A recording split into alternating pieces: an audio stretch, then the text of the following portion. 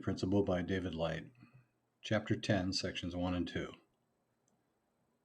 Chapter 10, ID is for identity. Depose my identity.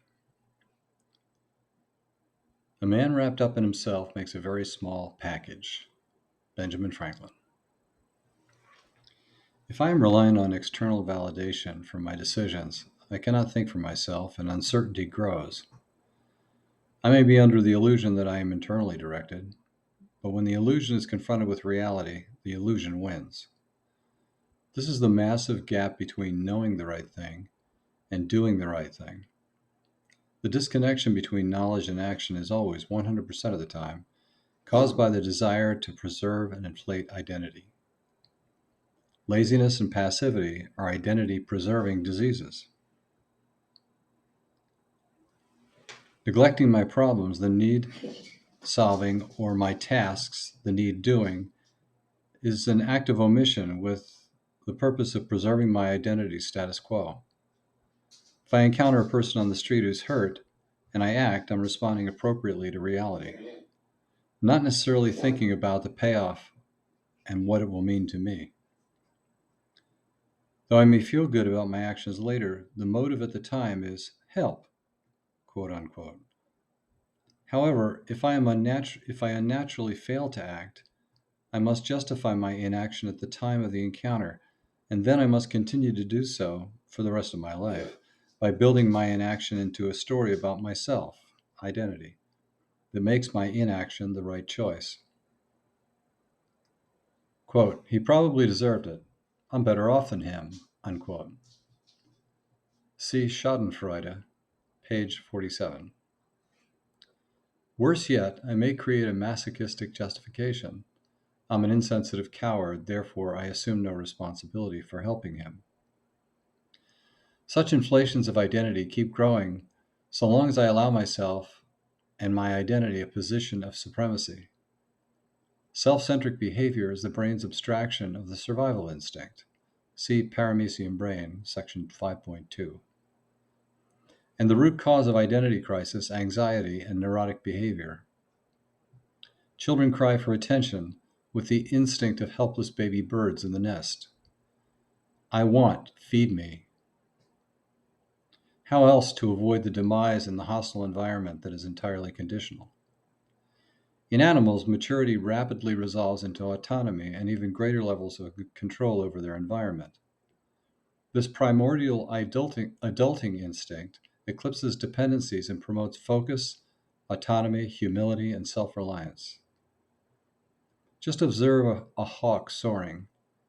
It's a metaphor for certainty. Natural selection prohibits animals from remaining dependent, but my brain has evolved to sustain this dependency through identity. The bird who fails to leave the nest dies. But society, my herd, generally overlooks my unnatural desire to be personally validated long after I should have taken full responsibility and abandoned my fixation with feeding my vanity. Identity seeking is a measure of my brain's reluctance to abandon this dependency state. It is an act of will to choose my values, to establish my mandate, and, most important, to plan and take action consistent with both. Easier to defer a vain reliance on judging and the judgment of others, and the constant partisan comparison to externals that keeps me safely in my identity nest. Enthrallment with identity, vanity, is my brain flailing in the nest for childlike recognition. 10.1. Identity is the brain thinking itself. The eye seeing itself is a cataract. The ear hearing itself is tinnitus. The stomach digesting itself is peptic ulcer. And the brain thinking itself is identity. My identity is the aggregate of all the stories that my brain attaches to itself in an effort to give itself meaning. It's a meaning-making machine. But there really is no meaning. Logic is the brain's function of dividing and solving for a living. But since it can't solve itself, i.e., it cannot reason its own existence, it fabricates meaning through identity. This task is like trying to discover a mathematical formula to explain the phenomenon of mathematics. is an endless do loop. Identity is the endless loop of processing experience and attaching emotionally to the output to fabricate a self. But just as turning on a video camera on the monitor or a microphone on a speaker causes feedback distortion, the brain's attachment to identity is a reality distorting experience. Quote, or definition, subjectify, to identify with a subject or interpret it in terms of subjective experience. Merriam-Webster. Use. Taste is a subjective sense that can only truly be distinguished by the one who is doing the tasting. Subjectification of reality is the brain's method of managing the torrent of data flow and choice making that is constantly presented to it through its senses. Logically, my brain eases its workload of problems and tasks by rapidly pigeonholing new data by its apparent similarities to old data. Subjectification is like the signal processing filter that is widely used in electronics. Driving down a familiar street, my brain tends to filter for novelty, disregarding the familiar background. Sometimes we come to ignore the passing scenery altogether, arriving at work, for example, unable to recall any of the details in getting there. Subjectification can be misleading, particularly when the familiar route I find myself on is the avenue of my own identity.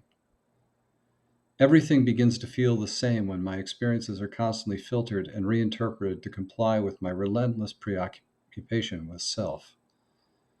My prejudices, the brain's tendency to over subjectify experience, can trigger reflexive judgments that become habitual, even dominating my ability to reason. Over time, the habit of reliance on subjectified experience results in erroneous generalizations that distort decision making. All millennials or all boomers statements, for example, are of course irrational, but once they're programmed by habit, they can easily trigger erroneous decision making about any particular millennial or boomer.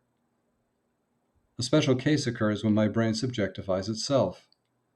As the brain accumulates and fabricates judgments about itself from the constant flow of thoughts about itself, it creates a grand subjectified illusion called identity.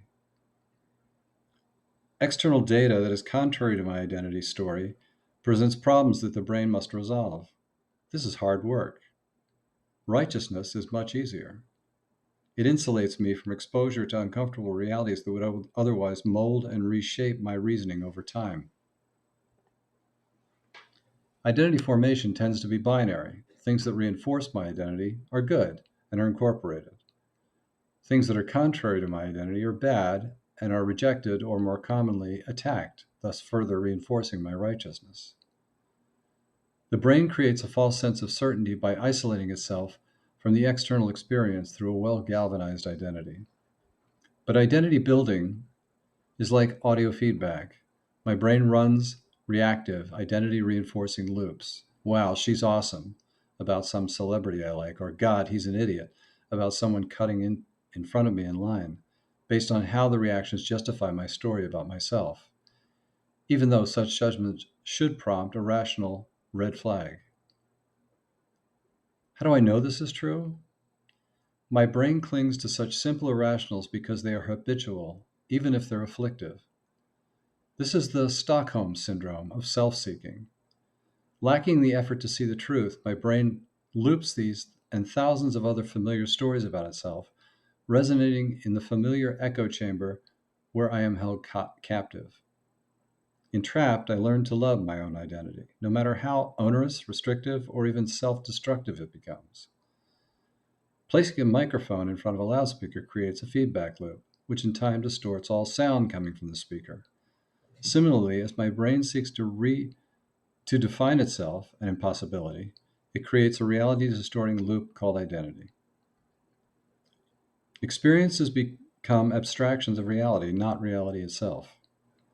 My subjective identity that I'm not a sports guy, for example, prevents me from enjoying the excitement of competitive sports because it would be a conflict with my identity otherwise.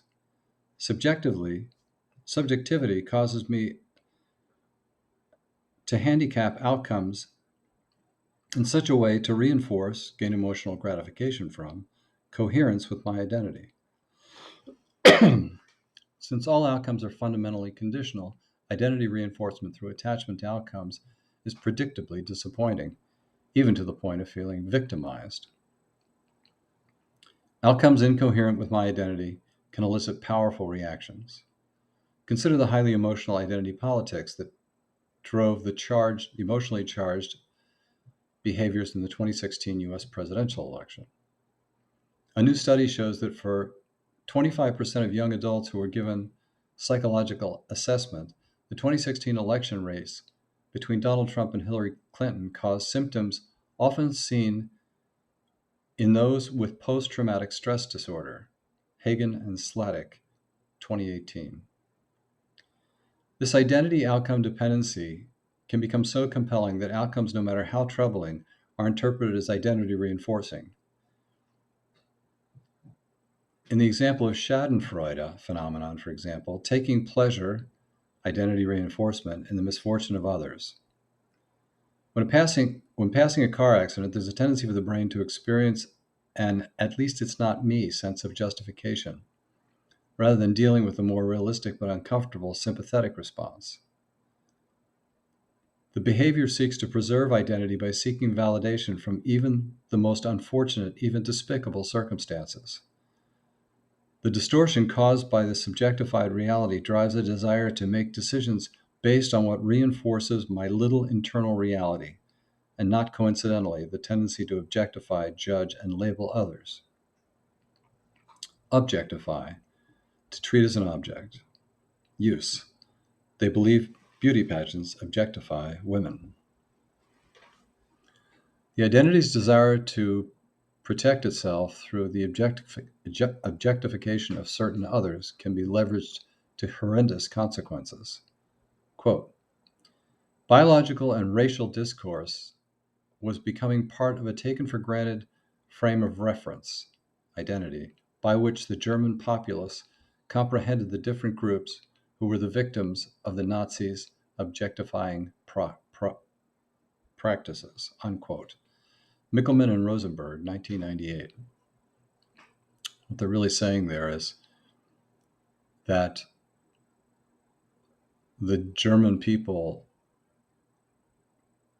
even knowing the despicable crimes that were being done, justified it in their mind because it was enhancing their own identities, or at least their identity as a culture. 10.2, deposing identity. Depose, verb, to remove from position of power, especially from the throne, to oust.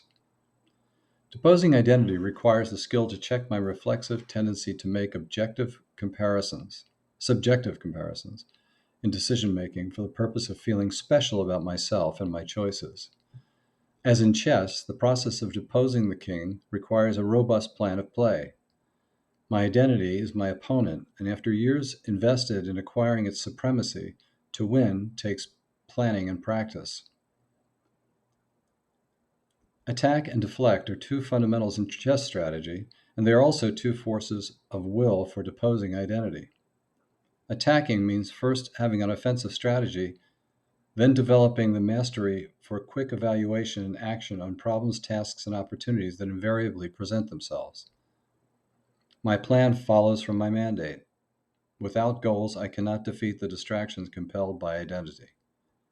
Mastering action comes from knowledge and skills development. What I'm really saying here is action defeats identity. Plan of action and action. Plans are good, they're helpful, but action is more to the point. Action is the antidote to identity. Absent learning the skills required to execute on my mandate, conditions will take control and I will become frustrated and discouraged. Yeah. So once I refuse to keep trying and fighting to learn the skills needed to, for example, as a goal, an action goal, achieve my mandate, whatever that is, I'll fall back into identity mode. This is what Wilfred Bion calls basic assumption state. Quote, to know and act are one and the same, unquote. Ying Ming, 1996. Yeah. Don't think about stuff too much. Deflection in chess is anticipation of your opponent's next moves and playing against them to thwart the attack. Learning to say no to external options, and more importantly, my self-sustaining internal dialogue, is key to the identity defense. If I know that I will be distracted from my work by an email compulsion, I must shut it off. If a friend or family member tends to draw me into identity-centric gossip or judgmental or opinionated conversations about conditional subject matter, I must shut them off. If I find myself becoming emotionally enthralled in my own righteousness, I must shut myself off. Discerning between what is wanted and what is needed is key. I must deflect what is wanted so I can embrace and focus on what is needed.